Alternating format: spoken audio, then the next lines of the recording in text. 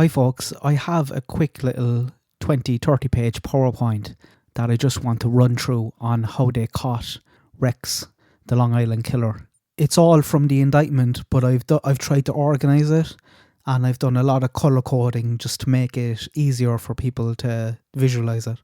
So the victims, Melissa, Maureen, Megan and Amber Lynn, they were all found close together along with I think 6 or 7 other bodies that they don't think is linked at this stage, but I wouldn't be surprised if 1 or 2 of them are. The investigations into these 4 deaths were linked as, in addition to other factors, the victims each appeared to have been placed in close proximity to one another, 20 to 33 feet from the edge of the parkway. All were petite females, approximately 22 to 27 years old, believed to be working as sex workers. All had missing clothing and personal possessions. All had been killed by homicide. All had been contacted shortly before their disappearance with a person using a burner cell phone, and the cell phones of 2 of the 4 victims were used by the killer after their deaths. In addition, each of the 4 victims were found similarly positioned, bound in a similar fashion by either belts or tape, with 3 of the victims found wrapped in a burlap type material. Rex Heuermann is charged with 3 of the 4 deaths. He has 6 charges, first and second degree murder charges for Melissa, Megan and Amber. There is no charges yet for Maureen, but it's called out that the defendant is not charged, but he's the primary suspect. The investigation is continuing. It's expected to be resolved soon. So I think obviously there's going to be another 2 charges coming here soon. What did they find? What did they find at the time that's important now? There was a witness to the disappearance of Amber who identified a first-generation Chevrolet Avalanche as the vehicle believed to be have driven by the killer. The killer made calls from Melissa's phone, and we've also found out that there was a lot of hairs left behind. With Megan, there was 2 female hairs and also a male hair. With Amber, there was 1 female hair, and with Maureen, there was another female hair. In January 2022, SCPD, NYPD and the FBI began a thorough review of this case, and in March 2022, they discovered a first-generation Chevrolet Avalanche registered to Rex. Now, a quick little side note here. I have a sneaky feeling that they also have a tip, what they treat it as a tip from genetic genealogy coming around the same time. Because they seem to get a lot signed off on the back of just discovering that he drove a Chevrolet Avalanche. There was over 300 subpoenas issued. There was a search warrants for loads of things issued. Phone records, travel records of him and his wife, records from American Express, and on this there was Tinder payments. This was very important because this opened up the door into Rex's sneaky little world.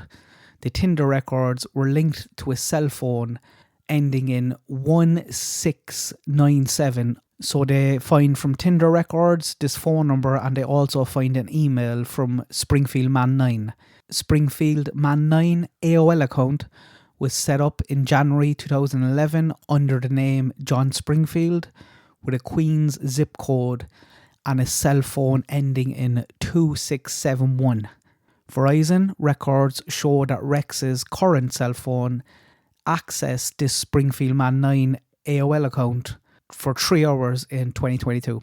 They started watching Rex, they nabbed him on video surveillance, purchasing minutes for the phone number ending in 2671. So they're tying him to all these accounts now straight away. T-Mobile records show that 2671 was used multiple times in November 2022 to access the Springfield Man 9 AOL account. Numbers 1697 and 2671 were used extensively for the last 2 years for prostitution-related contacts. Google records on the devices indicated that those phones were also on record for another email account, Thomas Hawk, which was linked to 2671. And on this Google account, a search warrant was issued, and they found thousands of searches related to sex workers, just really like a lot of CP, a lot of nasty stuff. That account was also used to conduct over 200 searches between March 2022 and June 2023. Things like, why could law enforcement not trace the calls made by the Long Island killer? Why hasn't the Long Island killer been caught? And I think, to be fair, some of the people who follow this case heavily probably have a similar Google search history, but it's the totality of all the evidence here. He was also Googling family members of the victims, which you wouldn't normally find people doing. He was searching podcasts, documentaries, anything he could get his hands on that would give him some sort of an insight maybe. Further analysis of the AOL account revealed he had a selfie taken and uploaded. Here's a picture. And they also found on this account another linked account. I think he sent emails between each other, and that was a Hunter 1903 account. This was created in February 2021, and guess what? He linked it with number 1697. The IP address of where this account was when they accepted Google's terms and conditions is the same as Rex's home address. The same IP address that accessed official news on the investigations in 2020, and the same IP address that was used to book flights for Rex and his wife in 2018. So they got a lot of info from everything. What evidence do they have? They have Rex's locations matching the locations of the burner phones when the call was made, at least in the general vicinity. I'm not a big fan of this because New York is just so big, there's so many phones, but again, it's just the totality of the evidence here. They nailed him. So they have him in the area where the burner cell phones were used to arrange meetings with 3 of the 4 victims. They have him in the area where the taunting calls were made to a relative. Also important around that is they have the travel documents, and Rex went on a holiday to Iceland, and all phone activity from Melissa stopped for those 8 days when he was on holidays. He gets home and the calls start again. They have him in an area where a call was made by a detective to Melissa's phone. They have him in the same area where the killer was checking voicemails from Maureen's phone. They gave us a lot of lovely little maps just kind of outlining some of this, how close to his office in New York where these calls were made, and just showing that he was there as well at the same time. That evidence is nothing compared to some of the other stuff that they have him on.